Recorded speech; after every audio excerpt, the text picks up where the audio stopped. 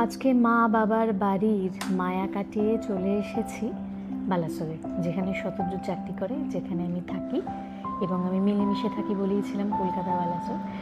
যাই হোক, আজকে চলে আসলাম। এসেই সমস্ত ঘর বাড়ি গুছিয়ে একটু ঘুমিয়ে নিয়ে উঠে ভাবলাম একটু কফি করে খাই।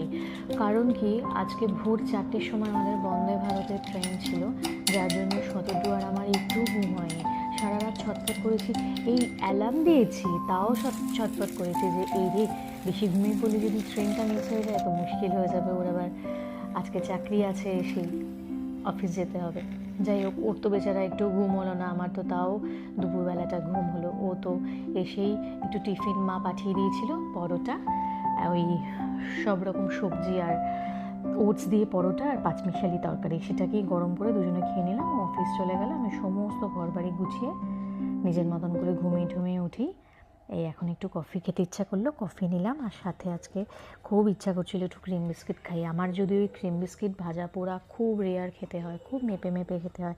এখনকার দিনে সকলকে তাই মেনটেন করেই খেতে হয়, কারণ যা দিনকালে যা খাবার দাবারে ভেজাল, খুব খুব কমই খাবার দাবার আমাদের হেলদি আছে। যাই হোক, তো আমি আজকে একটু বিট নুন ছড়িয়ে, এখানে সেও ভাজা জানো তো বেসনেরও হয়, আমি জানি না, বেসন ময়দা সবেরই হয়তো হয়, কিন্তু এখানকার সেও ভাজা এটা শতদ্রু এনেছিল প্রায় 15 দিন আগে বেসনের।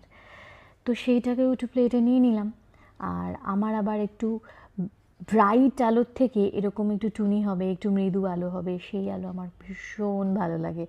তো সেই আলো জ্বালিয়ে নিজের মতন করে একটু কফিতে চুমুক দিলাম। আর ওই সেও ভাজা নিমকি নিয়ে তো একটু বসিয়েছিলাম, অনেকদিন পর মনে হলো একটু খাই। তো ওগুলো নিয়ে বসলাম, আর পুরনো কিছু স্মৃতি মনে পড়ছিল, ছোটোবেলার স্মৃতি, ছোটোবেলায় পাড়ায় খেলাধুলা, তারপরে যে কোনো অনুষ্ঠান হলে আমরা থিয়েটার করতাম, গান করতাম, কবিতা, আমি সব রকমই টুকটাক করতাম। যাই হোক, সেগুলো মনে পড়ছিল, আর মৃদু একটা সাউন্ড, মানে মৃদু একটু গান চালিয়েছিলাম। এই আজকের আমার সন্ধে। তা আজকের মতন সান্ধ্যকালীন কিছু টুকটাক খাওয়া দাওয়া নিয়ে আর কফি নিয়ে আমার চললো এই মুহূর্ত কাটানো নিজের সাথে।